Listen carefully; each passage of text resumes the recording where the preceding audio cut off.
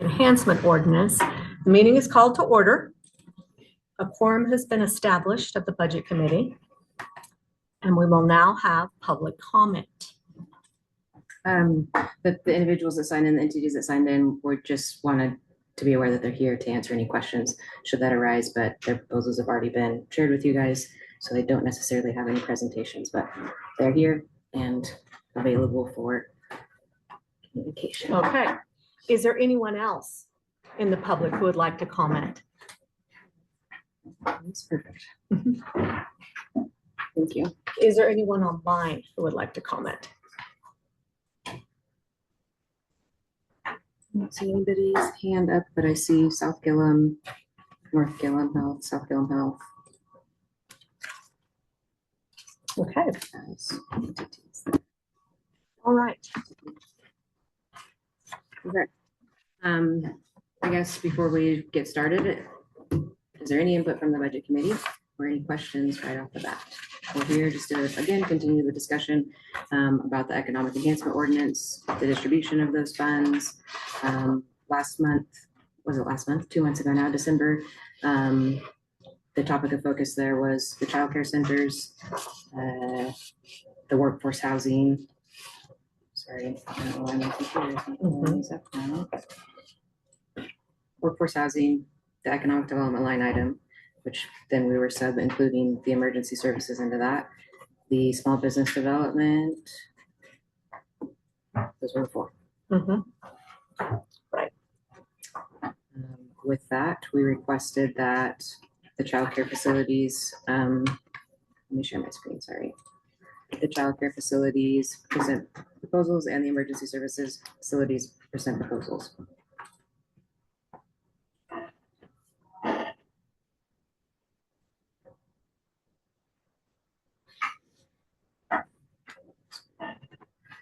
So the current allocation of those funds from this fiscal year, which were 2024 host fees received, was 5.3 million. And then that is the current percentage breakout of the funds within the Economic Enhancement Ordinance. Last month, we had discussed really a variety of things, and we just requested that they come forward with proposals of what their potential requests would be annually.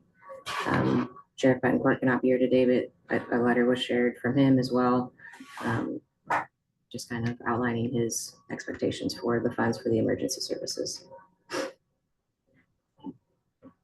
Did you guys, I don't know if you guys saw that. Came in a little bit later. Yeah, I don't remember seeing that. I did get that, yeah.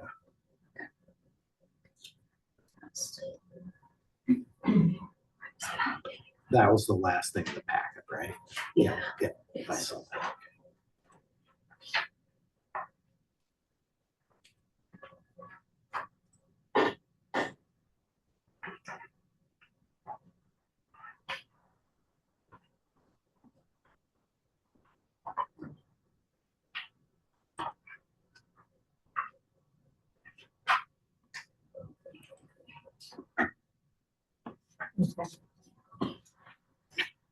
Within the letter, he's basically proposing, which is the same conversations that I've had with Shannon about creating a larger capital fund that they could pull for those higher end expenses like ambulances or fire trucks, and then operational funds, however that may work into it, but focusing more on them being capital funding for those emergency services. It's like something, there's like this bug in my hair, I'm sorry. Stressing me out. I do have one question on the revolving transit, well, some numerous ones, but this revolving transition line item for the landfill closure. Yeah. I thought that was addressed. It's, yes, we do need it. Okay. Yes. And the landfill isn't going to close, but it Right. has to be in there. Just Yes, built. it's just, yes, it needs Okay. to be there. Okay. Definitions. With that revolving fund just being brought up, I think we've also discussed some of these other line items becoming revolving funds so that you can continue to show something building or year tagging some of these funds for certain projects. I think one we discussed was the workforce housing, just so that because right now it gets lumped into your unappropriated funds at the bottom, and there's been discussion at past meetings of creating new line items here that are for revolving funds so that those dollars can keep growing, and they can be used for housing or for business development or however that Much like looks. special projects do already. Yeah, special projects feed over that way. I think this revolving transition, you guys used to have the law enforcement revolving fund, I believe. It's been used in other aspects, and I know that that has been kind of interest to get a budget. Sorry, it doesn't want to share this. I'm sorry, I'm gonna go back. Under the definitions of the actual economic enhancement ordinance, it defines the revolving transition line item. It says the distribution of the transition fund is derived from ORS. This fund is only accessible after the landfill closes and is used for cost incurred at the time and is restricted for that purpose. So that's why it's there. Yeah, I was just Wondering curious if we had to have a Mhm. certain amount built up or put away, or, you know, I guess that was, Yeah, I didn't know. Because I guess one of my things with these funds, I would like to see a more line item for each fund Mhm. here in our budget. mhm, And then, you know, like I say, if some of it that's not spent, it continues to roll over, or, mhm. you know. Yeah. Right. That's, you know, I understand what you're saying. Excuse me, can you guys speak up? I don't know if anyone else is having trouble, but I can't, I think we very. Yes, Thank can. you. Yes. I think that, so this is what the budget currently looks like in 232. The last meeting, we added these line items for the workforce housing and economic development to kind of show what it would look like in the fiscal year 27 budget handbook. Ultimately, so that folks can pick up the handbook and make it easier for them to see what's listed in the ordinance, what's Mhm. put into the budgeted fund. And if those were to be made revolving accounts, then of course, each year this dollar amount would just increase, your adopted amount would continue to grow. And you could, a big project comes down the line or whatever, funds could be requested out of this line item. Same goes forward with the economic development line item. However, there'd also been discussion of breaking that 20% up into whatever you guys saw fit. Mhm. Like if you wanted to do a percentage to an emergency services fund, or if you just wanted it to be the economic development line item, and then those emergency dollars, emergency services requests would come out of that economic development line item as it currently lies. Right. And then that would be laid out within the ordinance itself, how those economic development funds shall be expended. I will say that this year, an example of what was used out of that economic development line item was the $200,000 grants for each city, and then the city of Lynn Rock's amount too.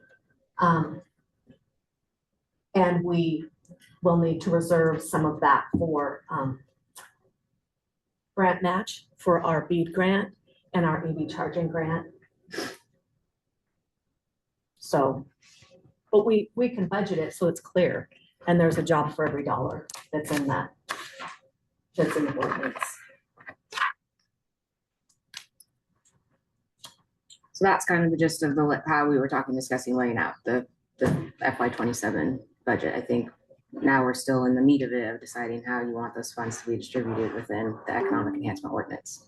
Mhm. So do we just want to go around and let people talk about aspect 2?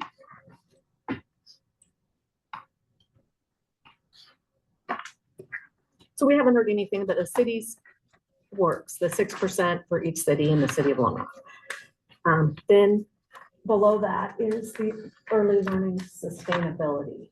Is there any comments or thoughts on that? I'll go. Mhm. On that line item, I guess my thoughts, I would like to see it retitled as Gilliam County Child Care ELC. And to me, the endowment does not make sense to try to get to that. I see this, as a way to still fund this. And I guess my thought is instead of 20%, 10% for that line item. And that's for, operational support and going forward. And I guess my thoughts, the other 10% of that line item, I would like to see go towards I don't know what you want to call it, Gilliam County Emergency Service Support Fund or something like that. But that's my thought on it. And it's not given for sure that was it Avangrid was going to commit still 50,000. We haven't gotten the It is, actual it's not. agreement. It's a verbal, Yeah. yes. Yeah, And what that is Avangrid on their solar project, they're adding a battery storage as part of an agreement, and through talks with Avangrid and myself, I asked if they would provide $55,000 a year for each child care for the next 20 years and verbally for operations. And they verbally said that they can do that, but nothing's definite until it's in writing. right. And I guess, I'm concerned about emergency services, as we know, the volunteers, north, south. I probably do want to make sure that I state the potential conflict of interest as we're discussing emergency services, because I am on the North Gilliam County Health District. But this is something that I see our county is really going to face some trying times here, making sure that we have the staffing. And if something happens to where our ambulance service is not there, then it falls back on the county, and it's going to cost a lot more to contract with an ambulance service. I don't have a number, but I know Morrow County had to do that here a couple of years ago. It was pretty expensive. But I just think this is a way that we can continue to fund. We're very fortunate with this economic enhancement. We can fund childcare, early learning center. But I really think we need to start doing something to get ahead to make sure that we have funding for emergency services. And I see this as a way to start that. And I don't know, there's $1 million in that budget. Maybe they could split it for some, I know we're going to roll some more over this next budget, but that's kind of my thoughts. No, you're talking about a reserve fund for the emergency service. Well, I Or think just starting to have a fund. Okay. And I'm not saying that I want to see this as funding all the services for that, whether it's north or right. south, but we're facing having to contract people to come in. And I see that it's going to have to come at the south end of the county too. But, I don't know. I think it's just a starting point, and we go, it's just like with that tax appeal, South Gilliam County Fire District. I don't know what it's cut, 10-15% of your guys' budget they withholding. It's about, I think it's about 6% is what it is, Oh, but okay. when you look at a $43,000 in taxes and you take away, this year it was about $2,500 that came out of that. And when you look at that, we're already operating on a shoestring, and now you're taking $2,500 out of it. It makes a big difference. Yeah. Our insurance costs have gone up in the last few years. We're paying almost half of our tax dollars in insurance right now. Yeah, like I say, I don't look for this fund to be the sole 100% funding for the fire or ambulance services, but I see. So Grant, are you thinking more like a capital replacement fund for equipment, or? I think right now my concern is just support. I think, personnel. I guess, operational support, whatever you want to call it. Um, the bodies, the volunteers, it's so hard to be a volunteer and have I mean, Leah, you said you're doing ambulance 30 some years. And 33. yeah, and it's just hard to have this day and age, people have a full-time job and then try to keep all the training. I just see this,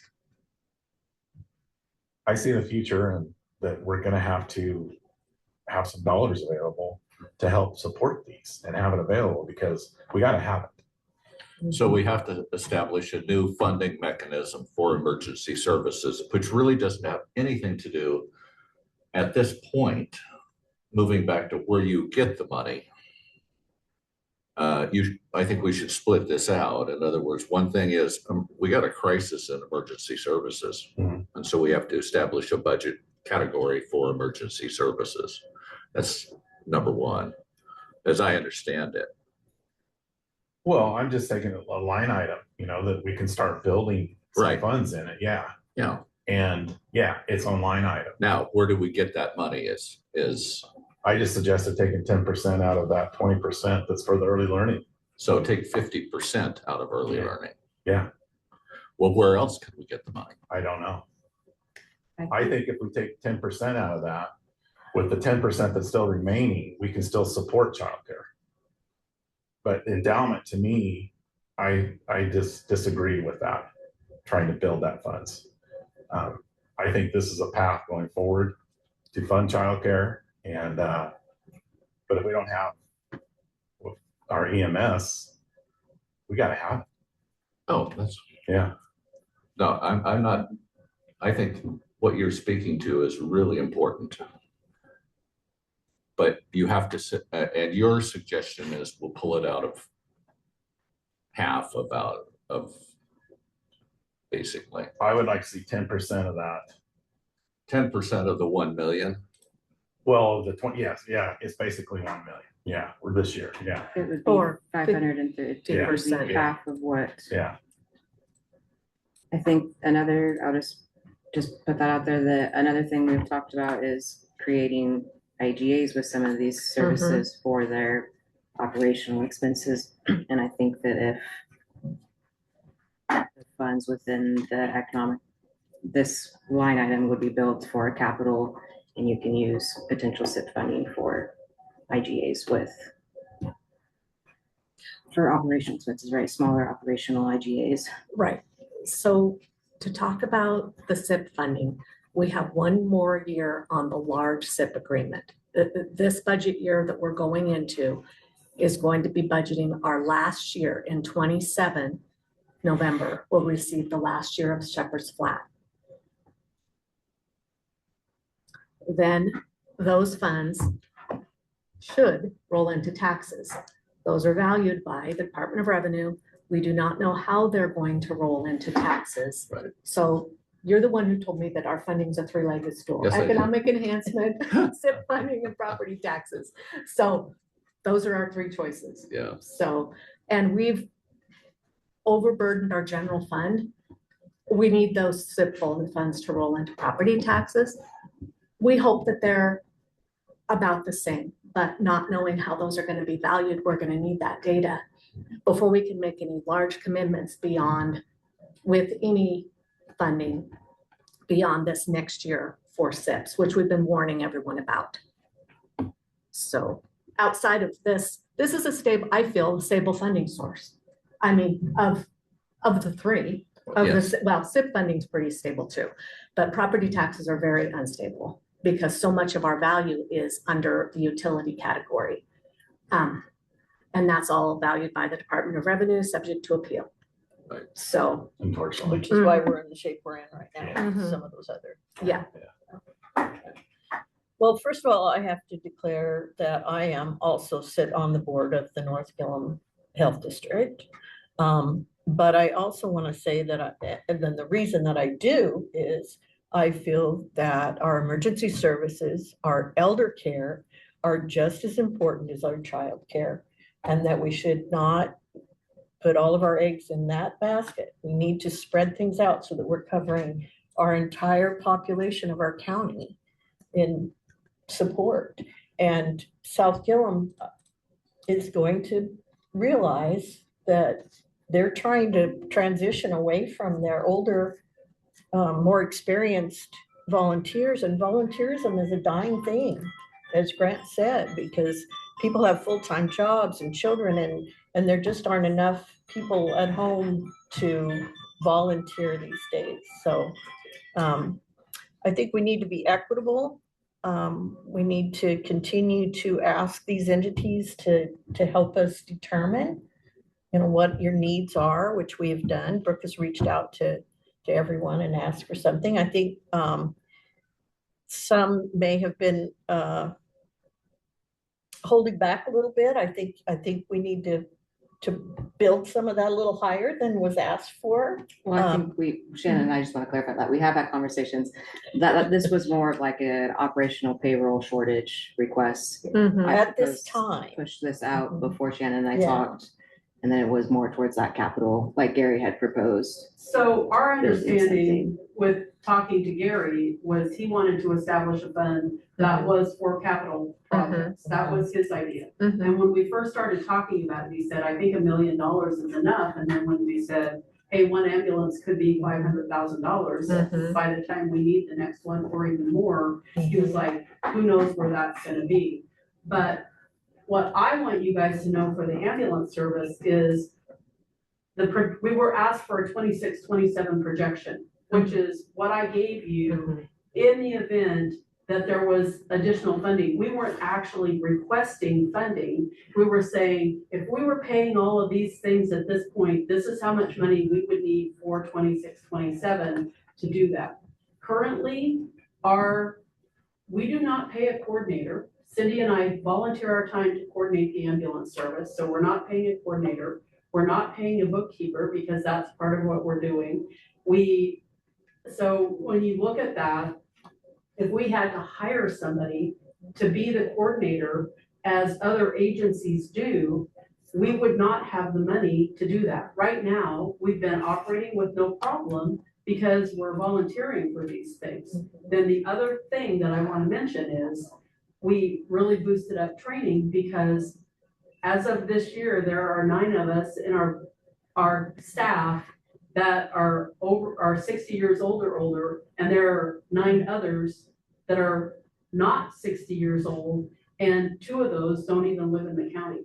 So when you're looking at what's going on with us age-wise for our crew, what our budget is, if we have to hire people to do the jobs that we've been volunteering to do since 2014, we wouldn't have funding to be able to do that.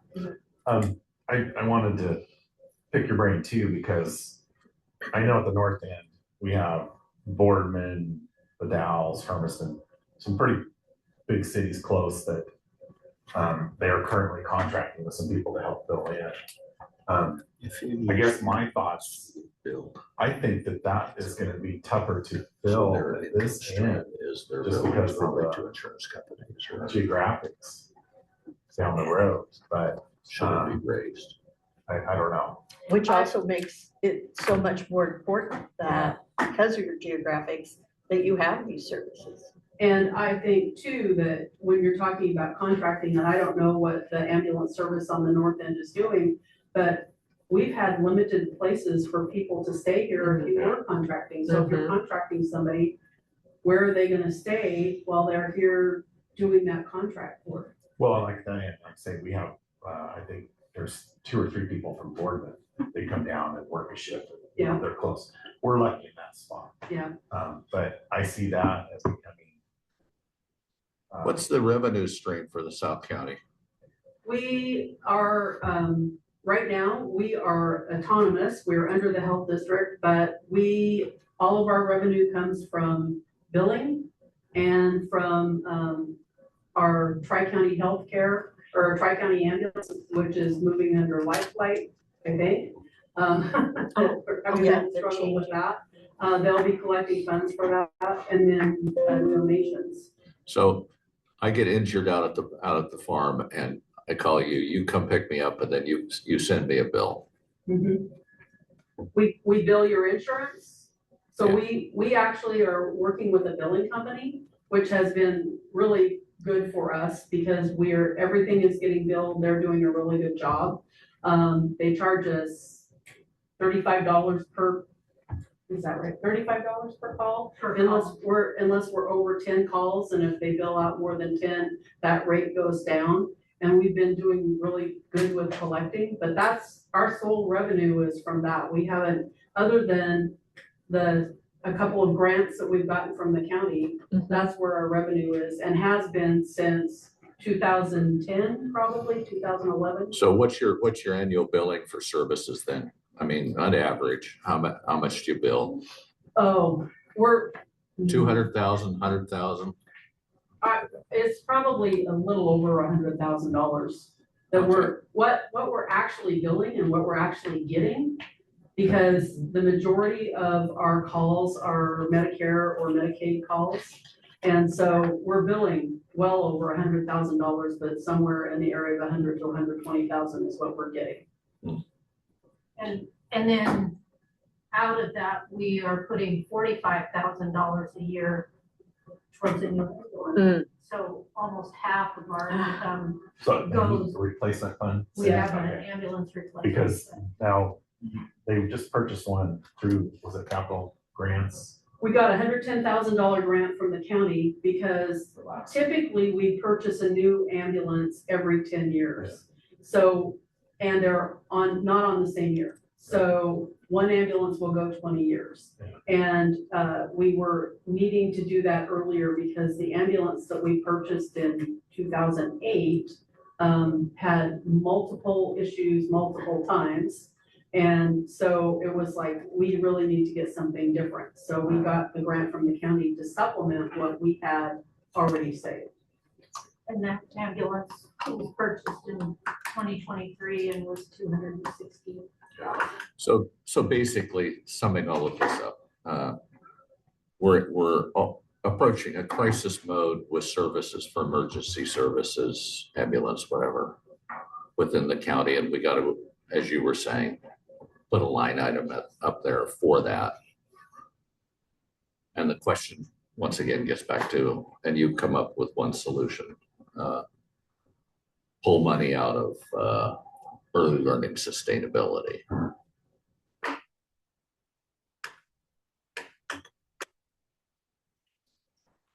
You spoke, I did. Okay, go ahead. No, that's it. Anything you wanna- So let me ask the question then. The 375 on the Condon early learning, is that any of that capital or is that for operational? I'm just trying to get a feel for what they need going forward. That was in scenario 2 of our predictions. Okay, Because we are at a point with construction and just in terms of tuition outsourcing from like state, federal, Head Start, ERDC, where it's a limbo. Scenario 1 basically breaks down as if we go into the fiscal year with still an unfinished building, which is a possibility. We will still be working on fundraising, of course. But it just lines out what we will be expecting for expenditures. This is also including no more additional Head Start slots and just the same roster and number of kids, that we have currently. Basically, same, doing business as usual, but now we have higher utilities, higher food costs, etc. There are some places that we are starting to save, which is good, but our electric bill is going to go up despite not utilizing that building. So that is scenario 1. And then the 375 is accounting for a certain number of kids. We can't predict that every single slot's going to be filled, but in some ways we have to prepare. We can't under budget ourselves. That's also income including the after school program, because we'll be utilizing that third room. But again, this also does not include additional Head Start slots. We have applied and we have made sure that we are on the roster with the state to get our own Head Start slots, which preschool promise. There we go. which would allow us to make the determination of who gets Head Start slots, and it would be more community-based choosing, if, I don't know if that. Now, so we get Head Start slots currently from Umatilla Morrow, Preschool Promise, Oregon Pre-K, and Early Head Start currently. We have a new contract every year, so we won't know until we have that building up and running and we have a conversation with the director of Umatilla Morrow Head Start, how many extra Head Start slots they can give us, whether it's Early Head Start, OPK, or Preschool Promise. We're hoping that we'll get quite a few more because they pay us well. And also, we have approval from the state to get Preschool Promise slots directly from the state if they're available. They still have a criteria to follow, but because we're rural, they give an exception to income. So say someone is over income in our area, but they're next up, they'll still get the Head Start slot. So it's a win-win. Is the Ford thing, your foundation, is that for the expansion or just expansion only? Yeah, are we short like 300,000 for interior and we're hoping to hear back? 370 for phase 2, yeah, phase 2 is. We should hear back from Business Oregon, our third application with a lower ask sometime this month. Oh, good. I think there's also a T-Mobile grant that we're waiting here on. It's smaller, but it's something. But the two numbers basically kind of present a possibility, I think a range mostly. Because if we do get additional slots, if we do even get more kids with ERDC coverage, which would be amazing considering the hole that that program is in right now, it could lessen that 375 closer back to that 349 number. You know, but everything is a little bit up in the air. We anticipate with more children, we will get more CACFD reimbursement, but we don't. Looking at the cost side, do you have a feeling for how much your costs are going up annually? What's the inflation figure to throw into this thing? The electric, we encountered our first big bill because we switched to a bigger unit. We got rid of propane and went all electric and the bigger building. And in the month of December, we usually stick around the 235 range for our bills with the half propane, half electric. And then the month of December, which we were out of the building for winter break, it went up to 475. I asked Eileen Butter to kind of run some just readings on the meter for a week just to see kind of with us in the building what that would look like. And this month's bill is going to be in the 700s. And she said it should drop back down as we get into the warmer season, but I do not think we're ever gonna get back to 235. The good thing is with our food program, we do participate with the USDA food program. So they reimburse, I would say almost all of our groceries. We don't have any sort of reimbursement happening for our diapers, formula and things like that. Well, formula would be groceries actually, but diapers, wipes, things like that isn't reimbursed, but it's kind of incorporated in that cost in our contract with Head Start. The other utilities, Dallas disposal, we don't anticipate that going up. We still just have one big can. Rally networks, I don't think is going to be an issue. So it's just really like electric, cost of food, so we will have more mouths. The number for the expenses on groceries was just calculated based on the USDA's forecast for the increase in food pricing, which was around 2.7%. So just applying that to this. And how many kids that we just decided, I think in this scenario too, it's just one full preschool room, an after school program, and then a full infant and toddler room, which is definitely most likely going to be the case, at least for those two, just with everything that's allowed.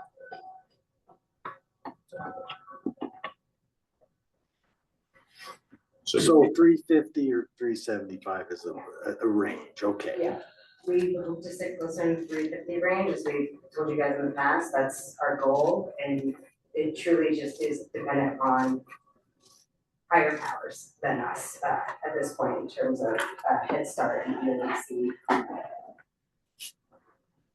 So Chris, you had mentioned, oh, sorry. Go okay.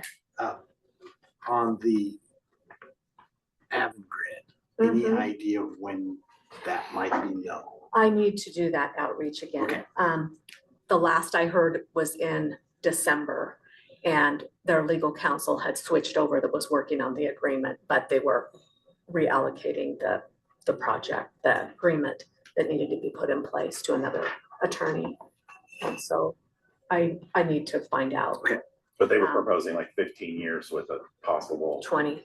Yeah. Yeah. Yeah. Mhm. to commit that. Yeah. Yeah, just trying to get. It may all the not start coming. Figures. We have one more year on the SIP agreements, for the operational support that we Right. have, provided so far. So we have a little bit of time before that agreement would be put in place. And we have reserves backing it anyway. We really got. Yeah. Into a war. Mhm. Shouldn't, I'm sorry. There Oh, was a sorry, question. Mr. Yeah, Ball. I'm Lynn Wall from Arlington. I had a question on the Condon Early Learning Center budget. Is that budget for 12 months? Are you open 12 months a year, or is that just a budget for during the school year? 12 months. That's 12 months, so you take care of kids all summer. Absolutely, 7:30 a.m. to Okay. 5 p.m. Monday through Friday. And the other question I had is, how does that compare to the North End cost? We didn't receive a proposal from the North End. We didn't receive a proposal from the North End with that information. It was just an email that we received last night stating that their request would be for this year within that $100,000 range. But again, totally different entities, and we were not provided their detail ledger budget documents as requested, so we aren't able to provide any sort of information like that. So I wasn't thinking along the line of how many children, I was thinking the cost per child. Well, and the fact that Arlington ELC is part of our school district, they're not a private entity. So that's covered by our school tax dollars, Your preschool that the high school or the school district has a preschool. early learning. Yeah. Yeah. The Arlington Child Care is a nonprofit, separate entity. Yeah. That just offers childcare. Just child. Yeah. And I think kind of, we're running through quite a bit of time there, but getting back to the emergency services, I really think that the budget committee and the court have got to see before any step is taken. And there's a short-term step of that you've requested of $200,000 and some. But seriously, we got to have a budget projection over a 5 and a 10-year period coming from both North End and South End of what our emergency services going to cost us. And as I said, you've thrown us an idea. Just what we requested at the Yes. last meeting. I Yes. just want to clarify that. Mhm. Those are Right. you guys did what was requested. yes. Right, no, I'm not blaming anybody. I'm saying that being in charge of the finances for the county, we have to be more aware than what we have requested. But what would, like, give us a perfect world of shifting away from volunteers. And you said you've had, some people have had to do this where they've had to, hire somebody to come in. Yeah, we're having to do that at the North End. Because we don't We have have, an entirely paid staff. we don't have people, we don't have a lot of volunteers, we just don't have the numbers. What are we looking at down the road? I mean, this is one thing to talk about 1 year to step in and help somebody out with $250,000. That's why I think it's important that we start building a fund now to Okay. get ahead of it instead of get there and like, oh God, now we need a bunch of money where are we gonna pull it from? Yeah, And it's like, it's like the childcare. We're so fortunate that we could do what we're doing with this. And I want to try to come up with to where everybody knows it's going to be funded and we can do this much and go forward. So we've got a facility, and now we're still trying to get things worked out on how to fund it. And that's all my thoughts are, is getting this EMS service fund started. Is we need to start building thing, because it's coming. Do we know the amounts? I don't think so. Yeah. But I think it's. So you're asking for a projection 5 to 10 years out, and that would be really difficult for us to do, because our income depends on how many ambulance calls we make in a year. Right. And I can't project 5 years from now how many ambulance calls we're gonna be having. There's no way to be able to project that. And I mean, our call volume has changed in the last few years. At one point, we were running, probably 5 years ago, we were running about 100 to 110 calls a year. We're now running about 150 calls a year. And there's no way to be able to project accurately, or with some semblance of accuracy, what we're gonna be running call-wise in 5 years. Right. And the other piece of that is what we get reimbursed for those calls is out of our control.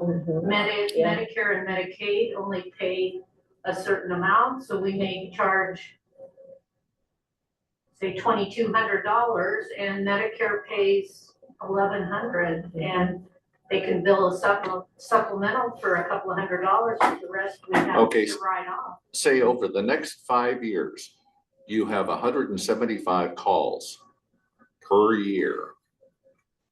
You can come back to us with some kind of a number. We're not asking for total precision.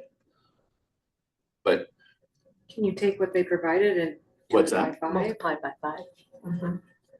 I mean, is that a feasible, what you guys provided is based on a rough, Based on what we 150 to provided is what we 175. actually had. So the numbers that we provided for that show our budget for this year is numbers that we've actually had already. So that's going to give you some idea. I mean, but part of the Medicare thing is the government has done some extra stuff so that we were getting paid a little bit more, and the federal government can decide they're not gonna do that, and we may get paid less than what we're getting paid now even. Okay, so if a crisis hit and we had to call in a private company to do 175 calls, that would be our top end of the numbers we would be looking at. but how do you know what day those are gonna hit? I mean, if you're, like, if you have to contract an ambulance to come sit every day, I mean, we pay for fire $3,500 a day for an ambulance to come sit every day and have a person on staff, which is what you would ultimately have to be Yes. doing. Like, you can't just say, you can come on Saturdays, because Yeah, my accidents are gonna understanding is happen when all every you have to day. contract, they're here, vehicle, personnel, Right. What's that gonna cost us? A bunch. bunch. Well, that doesn't help us. I don't know, it's a It's lot. not a bunch. I don't know, it's a lot, Wally. I know, but we It's have. way to have- over what we we have to ever have could a imagine. number. I know it's way over. So. That doesn't give us versus- any number to slam in here for So the if next it's 5 years. $3,000 a day for 365 days, it's $1 million. It's what? $1 million for an Okay. ambulance to sit here Okay, so for every single day of the year. so if everything falls apart, it's gonna cost us $1 million. Okay, For this end of the county. Yeah. The other. right, Yeah, right. one ambulance every day, 365 days. And the reality of it is that one ambulance every day isn't enough, because we have days that we run 2 ambulances at one time. Or we have days when we've had 3 calls, so the first ambulance is out, the second ambulance goes out, and the third ambulance goes out before the first ambulance, or not the third ambulance, but we get the third call before the first ambulance is back. Right. I think that the way that the budget currently lies operationally, there's another year to support operational expenses, personnel expenses, to come and request those funds. What's being proposed is creating some sort of revolving capital project throughout the economic enhancement ordinance that'll continue to grow. And I mean, in 2 years, that's hitting $1 million. That's a fire truck. That's an ambulance, right? And then from there, you guys, if it continues to grow, or if you cap it, or whatever they pull from it, is optional. But I think the aspect of this meeting was to decide what we were doing with that early learning development, and then just hearing proposals from the emergency services about what their potential future needs would be. Right. So I personally would like to circle back to the endowment aspect, because that is a huge point of topic, and that's what we've been discussing for the last 2 years at this point, 2.5, 3 years. And at the last meeting, there was almost an even split between non-support of the economic, or non-support of the endowment and support of the endowment. So I think that is something that needs to be I agree. figured out. I still go back to my original thought of whatever percentage is in childcare, early learning line item, whatever's requested out of operational support is provided out of that line item, and the balance would go into the savings. I keep rolling back to that. I think it empowers the early learning and childcare centers to be careful with their money so that there's more in savings. And I've thought it through a lot. We're being asked to cover operations and the endowment, and I don't know if Gilliam County could do all of that to serve all the needs. So what number are you putting in then? Still the 20%, an entity comes that, so we've got $1 million for that early learning endowment or early learning sustainability line. They come in with their requests of 375 and 95, so And the rest of it goes into, 465 is dispersed out. 600,000 goes into the endowment fund that is already established within the LGIP. I hadn't mentioned the percentage, but Well, the way that's it currently, that's where it that's the way currently it currently is, is at a 20 percentage. If you lowered that to 10, that number that would go into savings would be, $60,000. As we saw in the last proposal, that would take 10 to 15 years for that fund to even reach, to live off the interest, not the principal, a long time for that interest to be something that they could pull out of. But in the meantime, they're gonna need operational support. And in the They need meantime, that. that's what we were trying to figure out, is Yes. how we fund them operationally. Some of you are considering no endowment. This is a line item that's in here that is consistent every year until whatever happens in the future, and an administration can come back and change it, just like every administration has. But right now, you would be establishing a percentage that they come and withdraw from.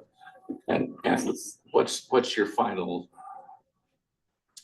You're taking the extra and putting it into the endowment. Yeah, When do you say I have enough?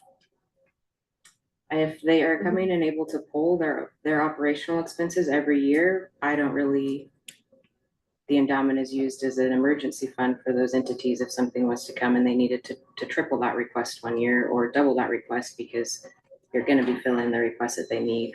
What happens if Arlington, getting back to what Mr. Ball was talking about, what happens if Arlington actually gets their act together and provides you with a true budget, a defensible budget, and it actually is not $100,000, it's $150,000 or $200,000, then are you going to recommend that instead of having 600,000 or so shifting into the endowment, it would be a lesser amount because Each year it might be different depending on the entity's request.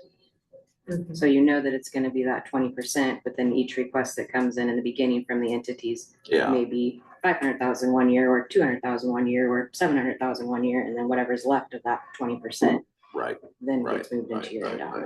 But we're currently calling that early learning, which Arlington childcare is not an early learning facility. No. It's strictly childcare. right. So I think we need to consider what That's That's true. been what we're established. titling. Talked about. Well, That's, I mean, if it's, whether it's called early learning or childcare, that's no indifference for you guys. Financial difference. Exactly, so it's just, it could be The state, slash. the Yeah. state refers to it like that, Department of Early regardless. learning and care is what it And dealt care. so that, So I think we've established that we were gonna change that. Early learning slash Title. childcare or early learning and So care. how much was the rebate distribution last year? The homestead? Yeah. Because I think that's one of those funds that just keeps growing and growing Well, and growing. what we too. did with that is now we can live off the interest.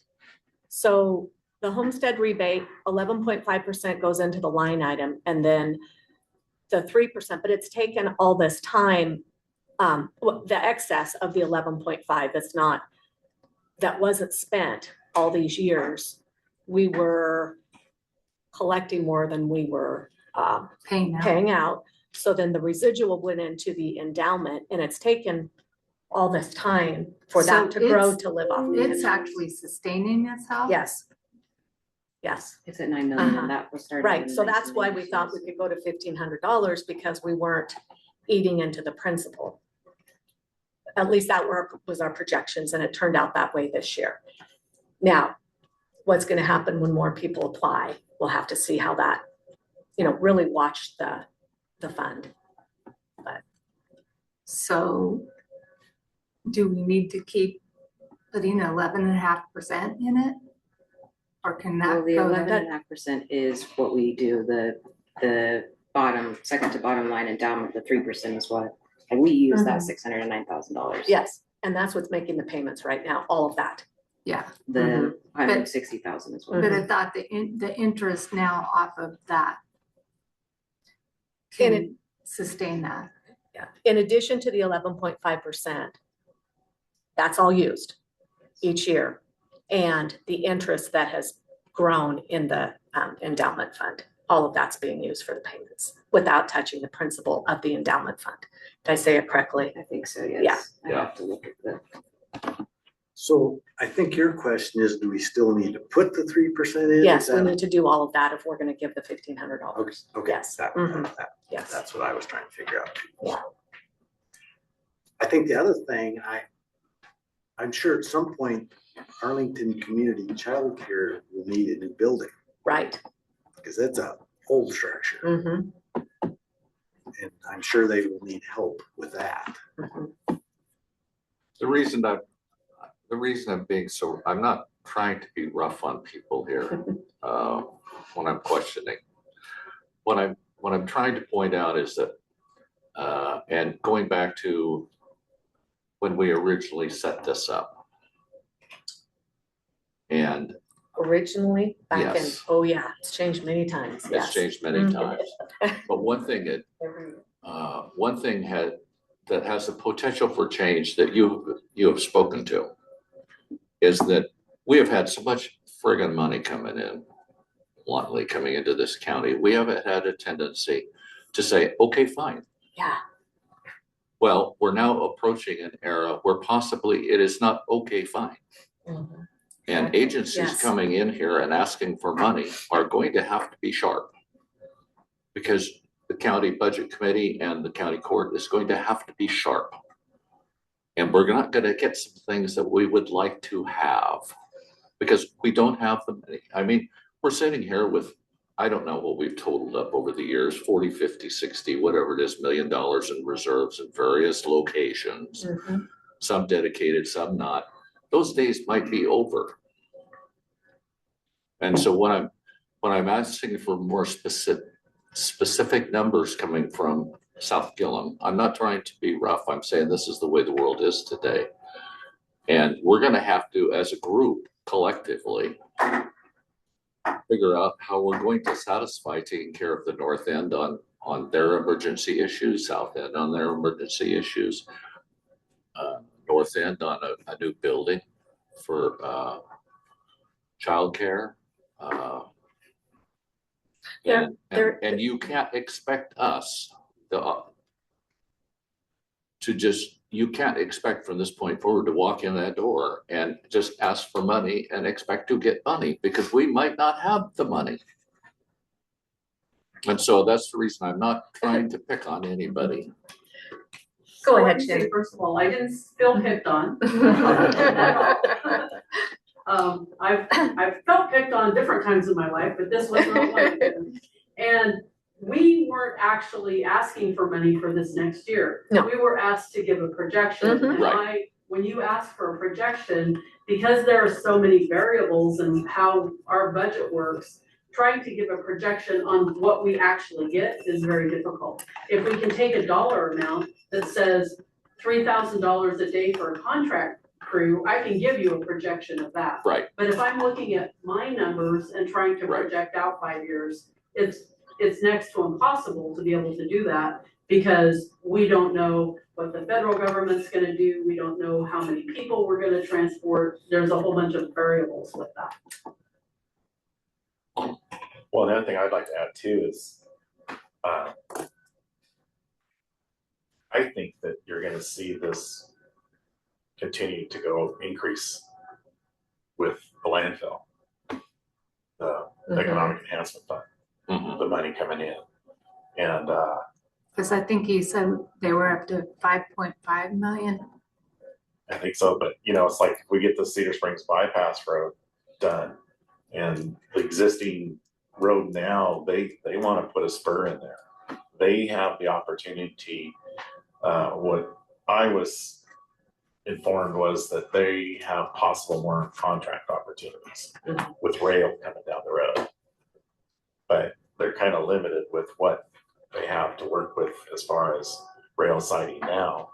No guarantees, but I mean, I could say that and they could lose a contract and go down maybe, I don't know. But I think that this is going to continue to grow because more and more, I actually have 2 commissioners that I'm trying to set up a visitation with, because I think more and more counties are facing landfill issues. So There's also a 5% increase because we renegotiated the agreement. Yeah. For 10 years, so plus a CPI. So yes, it will grow as long as tonnage stays the way it is or goes up. Shirley had a. I just wanted to share that I feel like we're in a similar boat with our federal funding, state funding, and those things. But a lot of it is kind of up in the air with Head Start, at least right now. We're hoping that it will still keep coming through. And then also another key point about us calling ourselves the Early Learning Center. This happened before me, but it is a term that funders take a little more seriously and has enabled us to get more grant money from other funders. So that's just a point I wanted to make. And then also as far as our spending, you know, our employees don't have a benefits package. They start out at $16 an hour. Like, I just kind of wanted to share that. I don't feel like there's a lot of frivolous spending. Was her wages? On our part. yeah, And we're just sharing, this is where we're at. Childcare is expensive nationwide, and there's it's not a lot expensive, and not a lot of sources for operational funds. It is what it is what I'm trying to say. Whatever happens, happens. It's important for people with children to work here, but I'm not trying to go against emergency services. Yeah. Well, it's important. We're just sort of everyone. So my thinking is, and I don't know if this is right or wrong or what other people are seeing, but in my perfect world, I see a line item out of this economic enhancement fund that goes to early learning childcare, goes to ambulance services, and you know that line item is gonna get paid to you, and you can budget that in your own budget, whether it's $50,000 or $100,000 or $200,000. And so when you do your budget, you know you're gonna get that from the county in addition to your taxes. And I think that just makes the lives easier of those entities, because you know you can budget that and you can work from that. And I think that makes a big difference in us sitting here Mhm. discussing it Yeah. and people coming and asking for money and you know, having to worry that they won't have it when they need it. Yeah. That's my position. I agree with Because you. we sat down, had a meeting, and I think a lot of that, like the training, is expensive. And the Yes. ambulance service right now is absorbing that. So it's things like that, Mhm.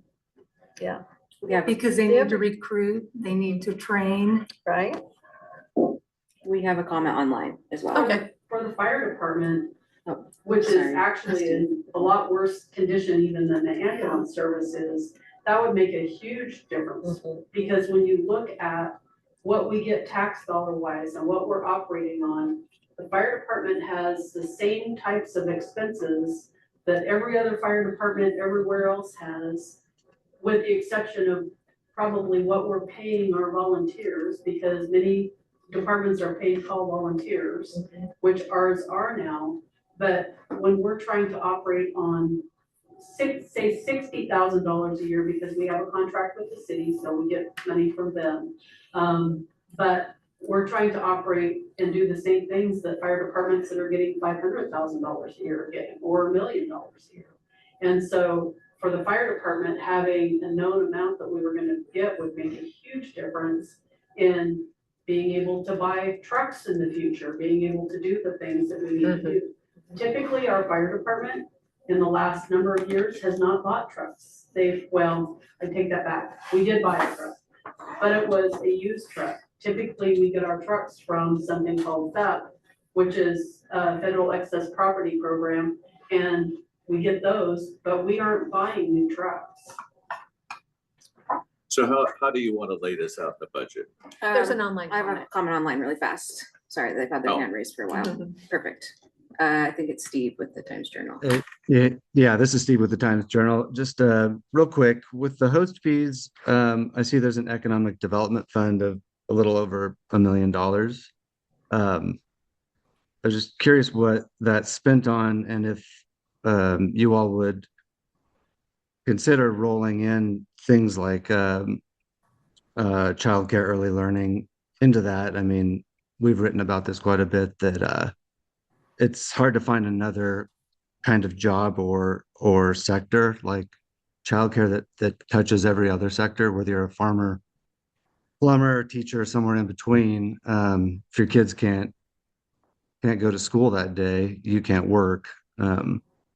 So I was curious about that. And then I think the second thing is, looking at, we've also written extensively about the EMS crisis over about the last 4 years. And, when I'm looking at other districts in the Tri-County area, none of them receive as much as North Gilliam County. I think last year, the North Gilliam received over $800,000 in taxes. So I know there's been a lot of scrutiny on the early learning centers, which are nonprofits, but extra scrutiny on those dollars that are being spent, I think would be something that you all should consider as well. I mean, from what I'm gathering, South Gilliam, which receives a fraction of the amount, is not in the same position. Where there is a need, clearly, like I said, throughout the state, and particularly in rural areas. I think what's happening in North Gilliam seems to be kind of an outlier in what I'm seeing. Well, and the other thing too to think about, Steve, is there's different needs at each end. We have the freeway, we have a lot more industrial at that end of the county. So there's a lot more to figure into everything too. I hear what you're saying, Steve. Thank you. You asked, Steve, this is Chris. You asked about the economic enhancement line item. We gave $200,000 this year to each city, and was it 30,000 to the city of Lone Rock? So $430,000 out of that approximate million for a special economic development project, and an attempt to find a way, so we're designating projects for the money that's coming in, so we are actually utilizing it. The other thing that would come out of that line item is going to be the match on the BEAD grant, the EV charging grant, and any other economic development. So each year, we're gonna have different needs for that line item, and it can be more specific. It is very general, so I agree with that. There may be ways that we can do something else with that. I'm gonna have to respond to Grant's comment. I think if you go Condon ambulance versus Arlington, you're doing apples and oranges. Our transport times are way longer over worse roads. I mean, I think they probably had a horrific call the other night when it was totally ice and they had to haul to the Dalles. So and we have Summit Springs, which is a constant, call. So I don't think it's fair to start saying, pitting one ambulance service against the other. That was not my intention. I'm just trying to Okay. stress that there's Because different. we have traffic crashes too. So, Absolutely. Yeah. No, what I was trying to stress was there is differences. Yeah, you have Yes. longer transport. You have more wet freezing fog, we'll just say that. There's different things, different circumstances that affect both of them. And I'm not trying to that was never my intention. Okay. I'm just trying to stress the freeway, there's a lot of traffic, and the industrial that's at that end of the county. They had a fatality at Chem Waste or Which Waste I think Management. our ambulance responded Yeah, to. and like I say, Condon, Arlington has went south of Wheeler, on major things. But no, I'm not trying to pit. No, I'm trying to support both ends. Yeah. Because it's important. We need them. Yeah, we could drive out here and need you. Yeah. Yeah. So we want you to, be the profitable. Condon ambulance actually covered Arlington when the Arlington ambulance got shut down. Yes, so. they did. Okay, we've Very got much appreciated. 23 minutes before Okay. the county All board right. meeting. Yes. Okay, so where Chris ended up was, as an example, is that early learning their request is 375 as a number. And that would come out of the early learning sustainability, and anything left over would shift over to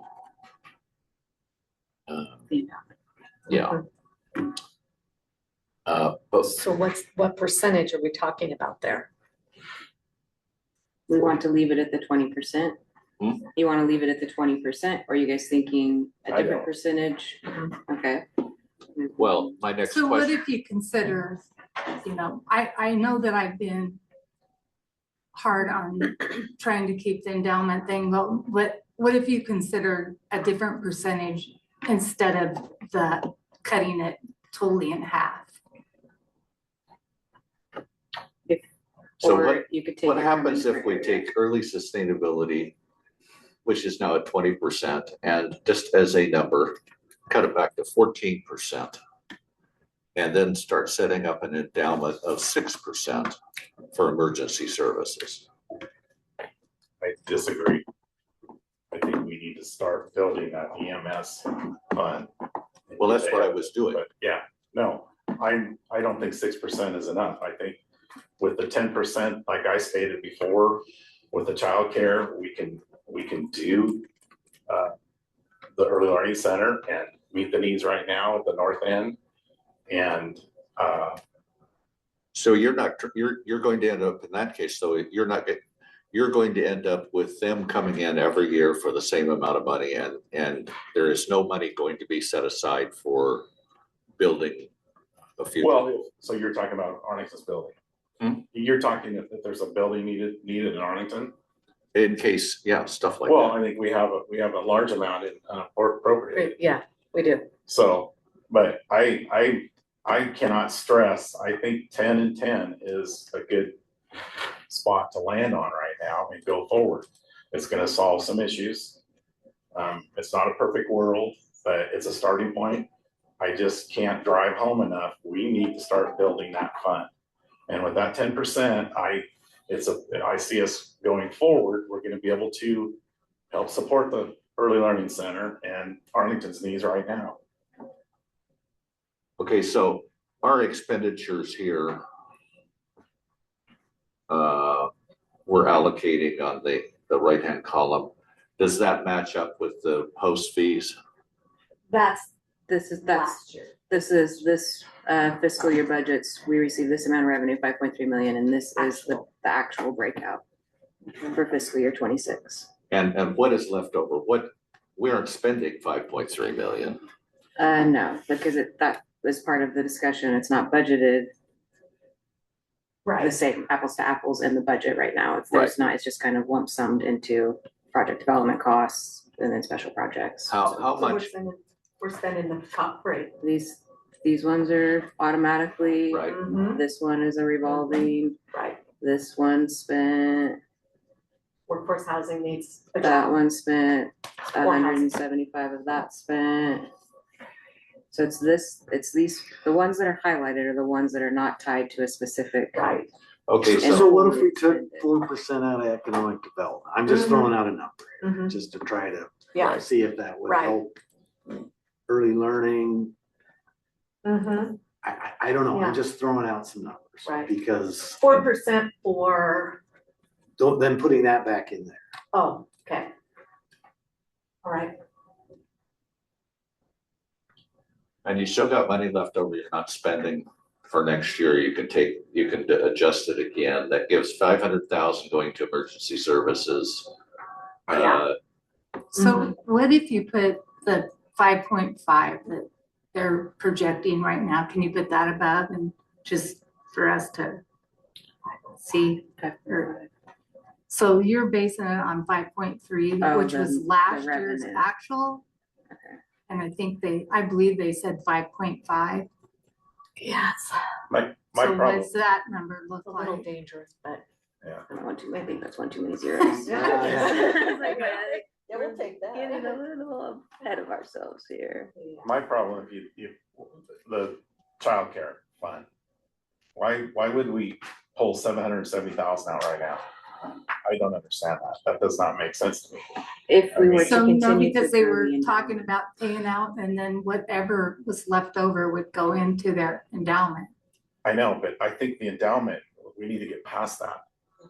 Okay, so we have a discussion, we're really getting down to once again, not trying to be.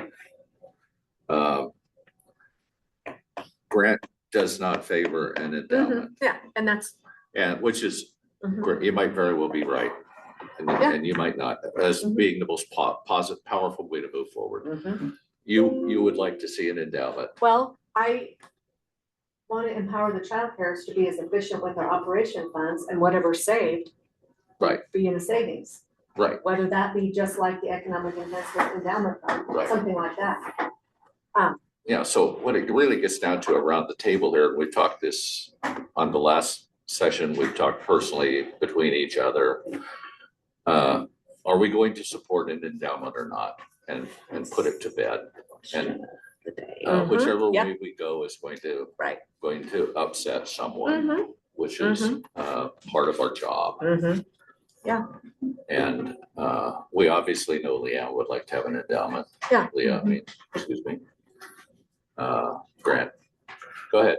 I just have a question, because I was under the impression that the court had already approved $1 million endowment for childcare. We used that information in our grant request to board, which is why they gave us 250,000 because of that information. I just want to put it out there. The court has already said and verbalized, we put $1 million aside. It is. In endowment for childcare. 1 million for this budget year, yes. Yes, but this ordinance it's the county court's ordinance to amend, change, modify at any point in time. Which is Yeah. totally separate from. I just got That that $1 million. before, because I mean, that was a huge talking point for our sustainability and why they supported our. got 15 minutes. The other point One is, support, one not support. There's 4 more people. What is your guys's? Well, I'm a no on an endowment, and it just comes down to simple numbers. mhm, The county can only invest it and get 4%. mhm, It's not, if I have a little extra money, I go to the stock market. I mhm, make some really good money there. yes. Mhm. You can't put enough away and make enough interest off that. Mhm. But Yeah, anyway, I just wanted to play with the percentages to see what that would do, so. right. I just hate to see the economic development go down because, you know, Like, yeah, and I do too, but I Yeah. just wanted to but try to. How much is, So Rock, paper, just change it paper. to 2%. how much is in economic development right now saved up? We don't, it's not been revolving, so it's not tied to anything. The Right. current unappropriated ending balance for 232 is $10 million, 10.9, so $11 million. Yeah, We just been Right. putting 3.5 million in project development costs. That, Mhm. so we got $10 million sitting there, Right. Unappropriated. unappropriated. It's been That collecting, has as you just said. been, when it wasn't spent, it just went Goes into in. the, which we're ultimately talking about creating revolving, so it doesn't just continue to get unappropriated, it Right. goes to a line item. Mhm. The $1 million, the $1,060,000 was put into its entirely owned fund and into the endowment, into the LGIP to accrue interest. So that $1 million kickstart has already been in the endowment. Mhm. Yeah, it's Now there. we're discussing how to distribute. yeah, Mhm. and my thought was that. so divide, do early learning at 12% and emergency services at 12%. Oh, I see, okay. I think that what I'm hearing is that emergency services are not needing this ultimately, so if this is going to grow over the next 3 to 5 years anyways, right? You're looking at. Like a Yeah. reserve fund Yes. that would, 1.8 right, million each year it's gonna grow. ultimately in 3 years. Mhm. And then. Which would support new, Multiple purchases yeah, of. new purchases for fire and Mhm. ambulance. Yeah. Mhm. And then your early learning sustainability, as it currently lies with their projected requests, you would be covering that at $660,000 with. But we could cover it with $100,000. 10%. Yes, we could. And like I say, it's not in its own, but they're looking to get another 50,000 each end from Avangrid too, so. Mhm. I don't know, I hate to see that come out of that economic development fund. I think that still needs to be there because I think we got housing, we got different things that we need to try to do. Mhm. I don't know, I'm Well, dug in, I just, right. 10 and 10, I don't That's- need to say anymore. We also have to remember that the county court's going to be, if we're making changes to these percentages, this is a courtesy for you to help us make this decision. Right. This was an outreach. Yeah. Thank you Yeah. for helping make the I'm not sure decision. we've helped. And but- I know, but it's good to hear what the thoughts are. Yeah. It might not be a black and white answer. Yeah. We might have Oh, I to, don't think it is. you know. Yeah. Um, Well, what's gonna happen basically, I think, is that we're going to allocate and pass on to you 660 and 660, 550, 550, whatever they are. At the end of the year, you're gonna have money that hasn't been spent. mhm. Hopefully. And is this the way, is this kind of a budget giving you a true picture of what you're going to be seeing through 12-month cycle? And it isn't. Mhm. Are we going to, we're blocking out 660 for emergency services. Well, is South Gilliam gonna come in and grab 330,000? They aren't even, I don't think you're organized to grab $330,000 right now.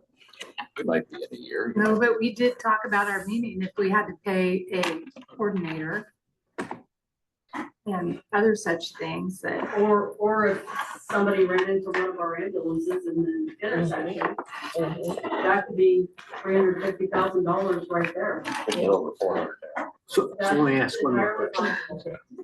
so. Yeah. Yes, Brad. Workforce Food for housing, thought. oh, go ahead. No, Workforce housing, how much of that is being used? None of it, It's not there's being not used. currently a Used. line item for it, there's nothing. Yes. So there's Mhm. another spot. that could Right. be- Mhm. Yeah. Workforce Workforce housing. housing. Mhm. The Yeah. orange highlighted items are the ones that are not currently tied to a line item in the budget, and they're basically just lumped into this project development cost. I have to remember to, I need my oil change and I forget. Just kind of lumped in there. So that's Right. something that has not, those four are what has been the topic of discussion because there's nothing tied to them in the budget. Those funds just end up going into the unappropriated balance every year that doesn't get expended. But right now, there are not a lot of projects, like she said, those two grant agreements with the cities at 200,000 came out of there, but other than that, Right. there's not been things that come out of there. So I guess we'll continue this conversation forward to the next meeting. Super. Any requests from you guys of the next meeting, you'll probably be presented the budget unless you guys want to meet before then. And that's, I think it's time. I think we're there. Okay. I mean, I think we need to support what we think we can support when that time comes, and then it has to be through an amendment to the ordinance if we're gonna change the percentages. Yeah. And I think we've listened, we've heard, we've talked. 10-10. Oh, I missed that. Any last minute comments from the public? I have one thing I'd like to say. The health fund in the room here is volunteer availability. And the cost of replacing volunteers with paid employees. Yeah. So when Grant asked for just to begin to build a fund for that, that's very important because this lady right here has 9 people who are over 60 years old. Those volunteers aren't going to be replaced because we have the educational requirements that are put on you by the state. The guy's working, he doesn't have time to do this hundreds and hundreds of hours without being paid for it. So paid is what's going to end up. Volunteers are our cake. Different world. Okay, thank you guys very much. Okay. Thank you Good. for all your work. Mhm. Thank you. Thank you. See ya. Yep. Meet at the